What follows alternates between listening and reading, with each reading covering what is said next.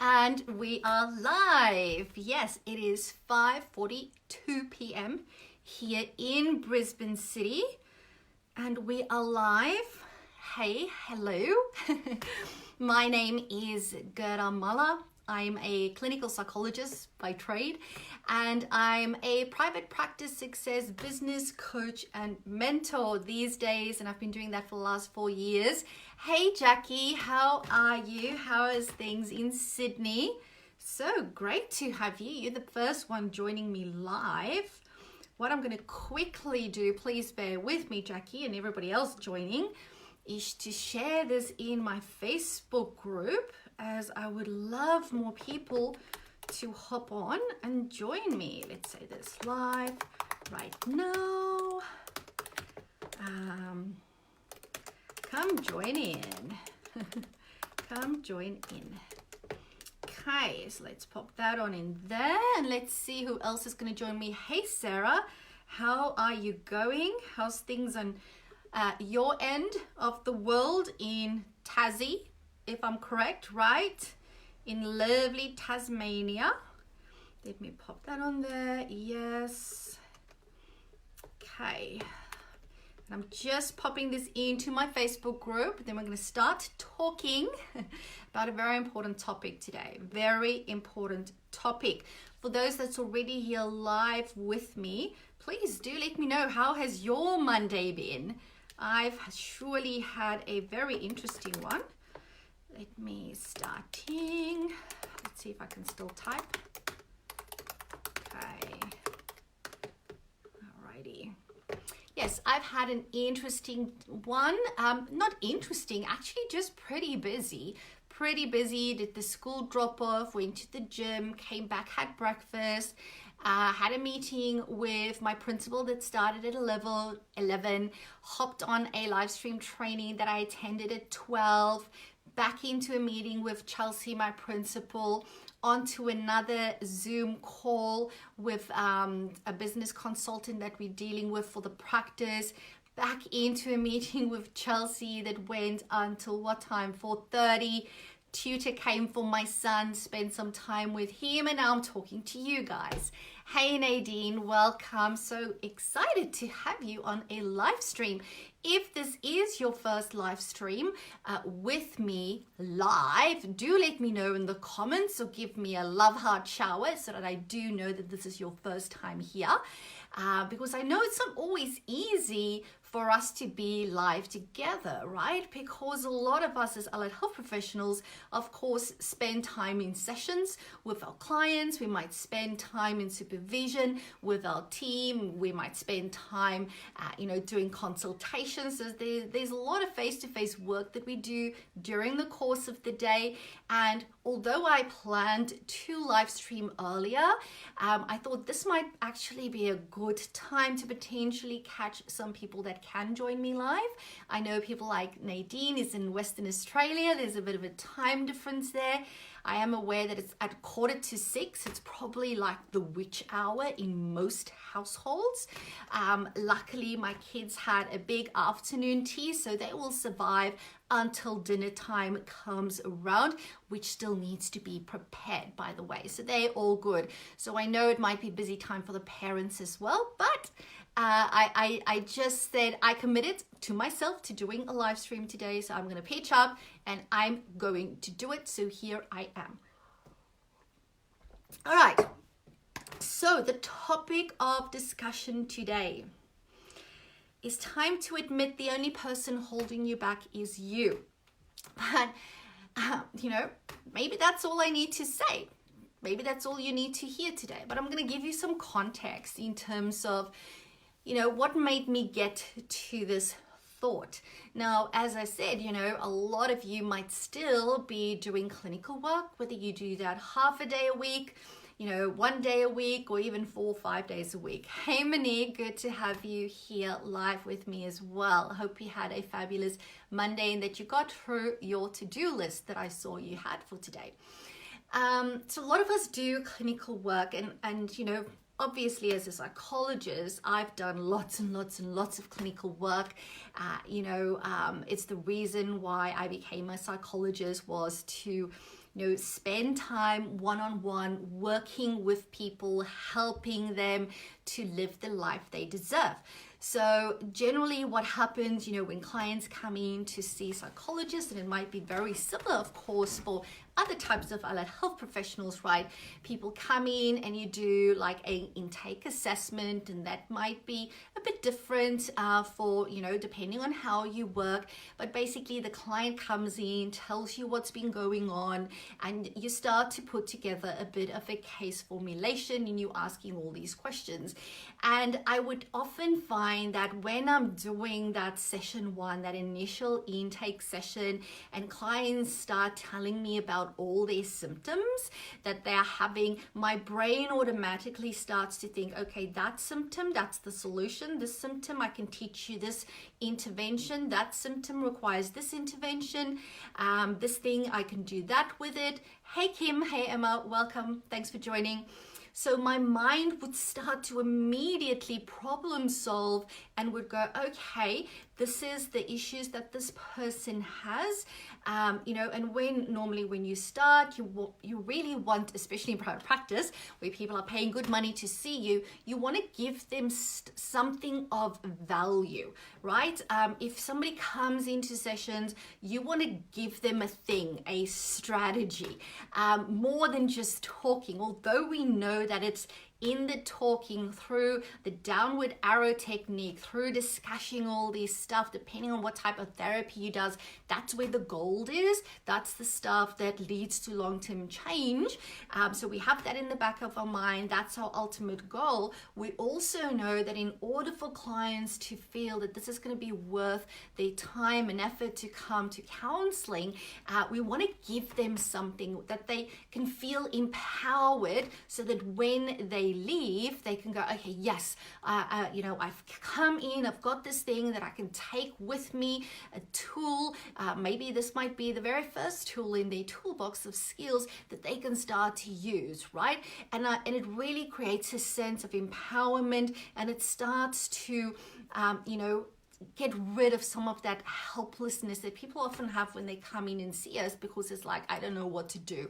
This is all the stuff that's happening and I don't know what to do. I don't know what to do. That's why they come to us, right? So it's really great to give them something to do when they leave. So my mind would normally go, okay, based on all of these things, this is the problems, i.e. symptoms, this is the solutions, this is the techniques, strategies, intervention, coping skills, name it what you will, different words, right? That I can give this person for them to take away and start using. Now,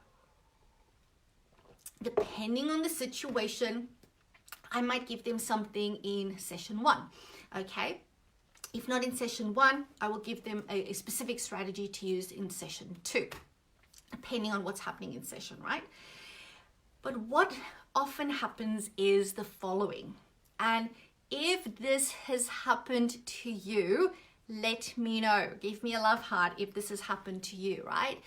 That you would sit with a client and you would go, okay, based on what this client said they need, and based on your skills and experience, what you know works for this specific thing, right? Maybe the person has anxiety, or maybe they have flashbacks. You want to teach them a grounding technique like self-safe hypnosis, or you want to teach them mindfulness of a breath, or some other isometric exercises or whatever. And you go, yes, this is my best thing that I can give to this person, based on the information that they gave me in the first session.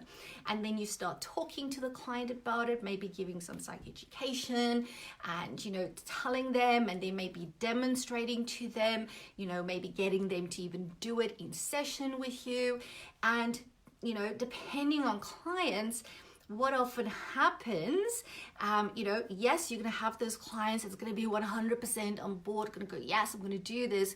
But there's a large section of clients, especially, clients that I've worked with in the past, in the trauma, area of presenting problems, that would just look at me and go, I can't. I just can't do that, and I so respect, that is their reality in terms of where they are at, right? And for me as a clinician in those situations, it's like It's really frustrating, right? Thank you, Nadine. So you've been there, right? It's very frustrating because it's like, I've got this thing that I know is going to help you, right? And I just want you to implement it. I want you to use it. I want you, to use it every day, because this is going to help, because I want you to get better. I want you to recover. I want you to reclaim your life. I want you to live the life you deserve. I want you to move through this difficult symptoms so we can get to a place we can work with the stuff that's causing all of this. And it's really hard as a clinician when a client is in that place where they say, I just can't. Because it's like, I've got the solution here. Hey, Michelle, thanks for hopping on and joining.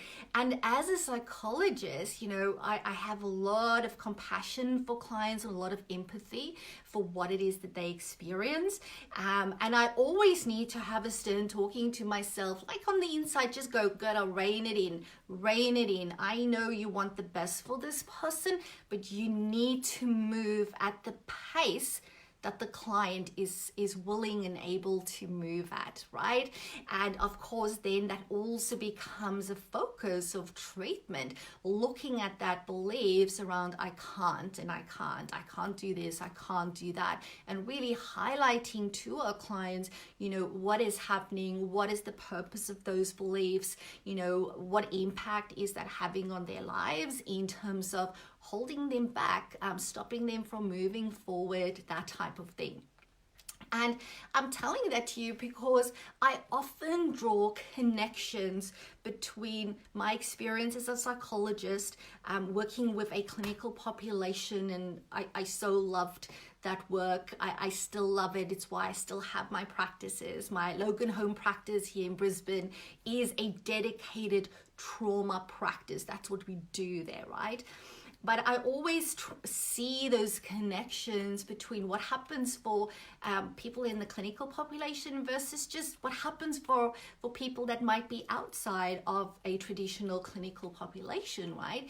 And these days, where I work more in the space of being a private practice success business coach and mentor, working with really high functioning practice owners, allied health providers themselves, helping professionals, health professionals, mental health professionals, there's a very similar pattern that has come to the fore and has emerged for me, which made me think of the times that would happen with my clients. And as I said, with my clinical clients, I have that context. I know why it is happening. I know why they are, that belief that they can't. I can see where it's coming from because, of the trauma, all of that, the stuckness. And I take a very supportive approach to it. And I'm not going to go into the approach and stuff like that. You guys know how to do that. I'm sure the psychologists on here. But I also notice it in the work that I do now, as I said, with a non-clinical population. But I experience the same initial frustration. So let's say if I go on a call and I'm speaking to a private practice owner that's maybe having a specific problem at their practice, right? Maybe it's overwhelmed because they've got a to-do list longer than their arm and it's like they just can't get ahead.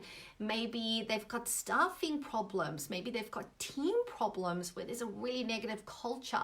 Maybe their practice is just a couple of months old and they're really struggling to get clients through the doors because maybe where they live and where they've set up their practice, it's a very saturated market. There might be, lots of other practices around. Doesn't matter what it is, but I find a lot of times they will come to me and go, Gerda, this is my challenge. And I would go, cool bananas, I know the answer to that. I know exactly what works for that. Why? Because I've been there, okay? I've been there, and I had to learn through trial and error, okay? I probably made mistakes 9 out of 10 times, and I probably had to learn this lesson a couple of times because, yes, I am a bit stubborn if you haven't noticed. So sometimes I like to stick with what I believe until I'm proved wrong, not once, not twice, but 3 times. So I've learned the hard way, and then I go, I know exactly what you need to do, all right? And here it is. I'm going to tell you, let's get it done. And then I get the same, but I can't do that. and I guess I now have the privilege of not operating as a clinical psychologist, but rather operating in the space. No worries, Sarah, and welcome, Amisha, as well. Now that I'm operating in a different space of being a coach and being a mentor, I must say, between the lines, it's a bit freeing, right? In terms of where I can just go, you know what? Yes, there might be stuff underlying that has contributed also to this belief that you have, but my role as your business coach and mentor is to challenge you, okay? And sometimes challenge strongly. Okay, sometimes challenge very strongly and, hold up that mirror very brightly. And it's not a little mirror, it's a large mirror. And I'm in this situation as a coach and mentor, I don't know, rightly or wrongly, nobody taught me, there's no playbook on being the perfect coach or mentor. Maybe there is, but I haven't read it, and I haven't done any official training in being a coach and mentor, right? I'm using all my psychologist skills together with everything that I've learned, and I've given myself permission to be so to the point, to be so straight shooting, no bullshit type of approach when I see my people, whether they're in my community, mostly in my paid programs, but of course, ultimately, mostly my people that I work with one-on-one through consultations and stuff, where I just go, this is what you need to do. This is what you need to do, right? Of course, they have a choice to do it, yes or no, right? I can't make them. But I find they 9 out of 10 times they listen. And maybe it is because I'm a bit full on. But I still, very often, more than I would like to admit, hear from my practice owners, especially those that I would say is new to my world, okay? When they're new to my world, and I talk to them maybe for the first time, I hear a lot of, I can't. I just can't do that. And I've been using the following sentence. Is it I can't or is it I won't? Is it I can't or is it I won't? And I think we really owe it to ourselves to be very honest to ourselves, right? Is it I can't or is it just that I won't? And there's probably a lot of reasons why you feel that you're not going to do this, you won't do it. I feel for me personally, whether there is truth to the I can't or not, it doesn't really matter. Now bear with me here, right? Because I never want to invalidate somebody's experience. And again, we're not now talking clinical populations, right? We're talking us, all right? When you tell me, Gerda, I just can't implement that marketing strategy. Like, I just can't, for example, here's a good one. I can't see myself going live on Facebook, okay? I just can't. And I can't see myself going live on Facebook, maybe, once a day. Or maybe even once a week. I just can't do it. And I would go, is it really I can't? Or is it rather a question of I won't? Because I really truly believe that I can't is a very disempowering place to be. And when you're functioning from I just can't do it, there's like a disempowerment attached to it for me personally, right? And therefore I suspect to other people as well. Whereas when I'm honest with myself and I go, well, in actual fact, I won't do it. I won't go on a live stream. I just won't. It's not my jam. It's not how I roll. It doesn't come naturally to me. So I'm going to do something different.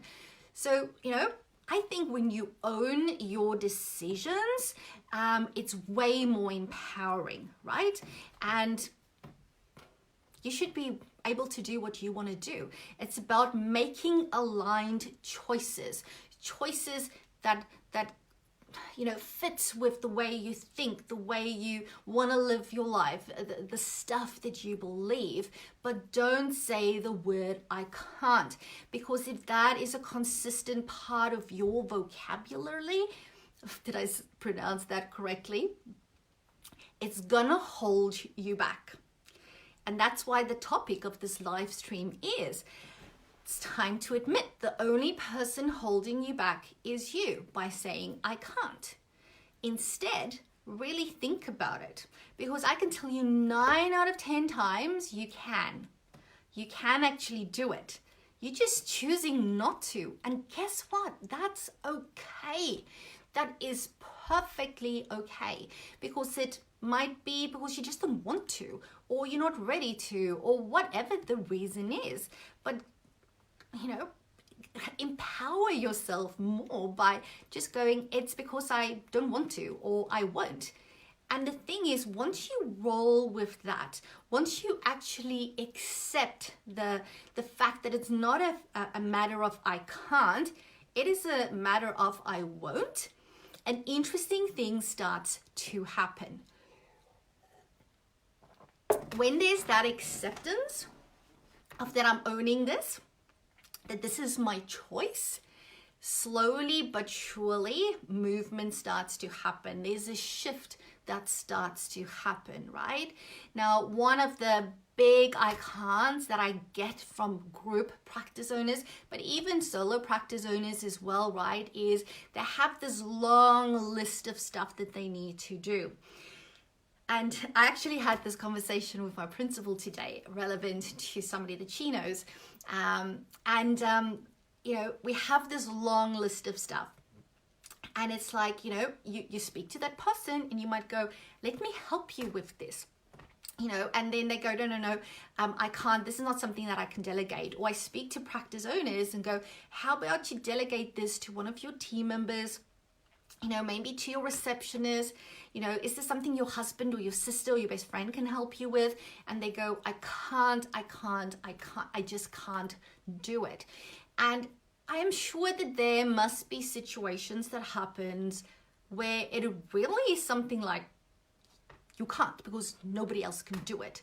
But that is very slim. Okay, the chances of that happening is for that to be true and real and realistic is slim. It might be a lot of effort, not if somebody else does it on your behalf, right? So a lot of times people go, I can just as well do it myself because it will be faster. That is one of the biggest mistakes you can make. Take it from me. Been there, done that, got the t-shirt, right? One of the biggest mistakes, and it's one of the reasons why and remember, I'm not perfect either, right? So I'm teaching you stuff that I've learned through trial and error, what I've learned through experience. Thanks, Amisha.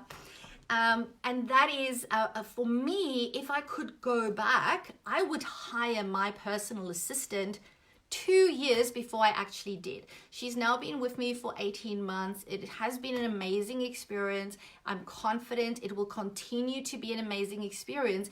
But if I could go back, I would do it even 2-3 years beforehand.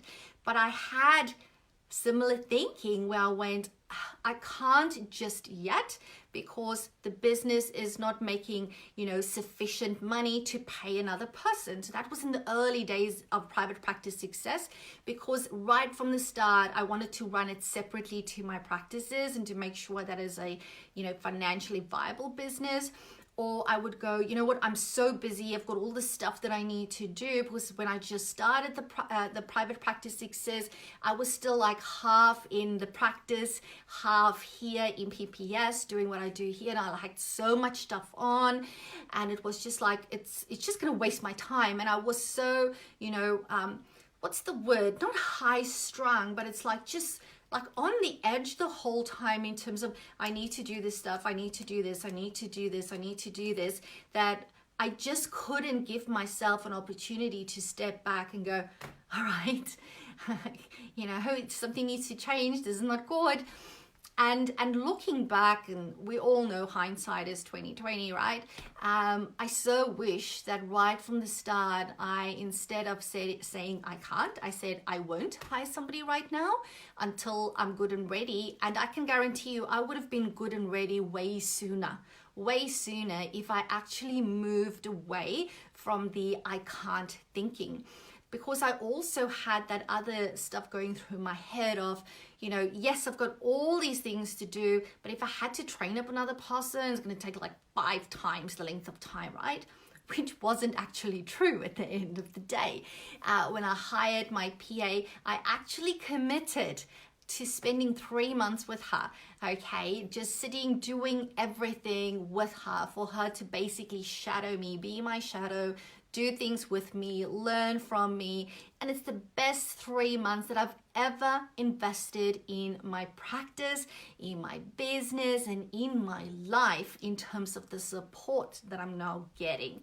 And I could have gotten that 2 years prior if I was just willing and able to admit that the only person that was holding me back from growing from scaling this new blossoming business that I had was me.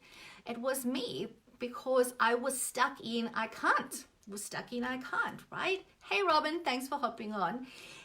So I really, truly, and honestly want to encourage you today to ask yourself and journal on and reflect on, what is the stuff that you are telling yourself on a daily basis, I can't.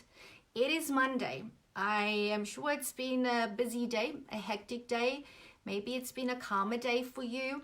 I think for most people, Mondays is like getting back into stuff, needing to deal with all that stuff that's had to stand over from last week. So I'm thinking there probably have been a couple of moments that you had today where you thought, I just can't deal with this, or I just can't do this, or this just I can't get through all of those things.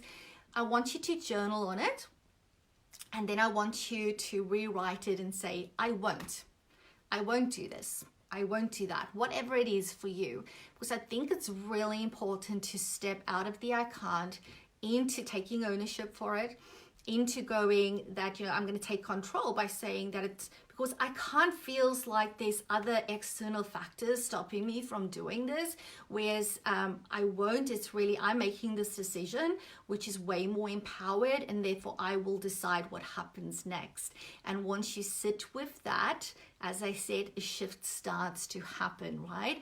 Where you start to think, okay, I've decided that I won't do this, but if I had to do it, what might that look like? What might that look like?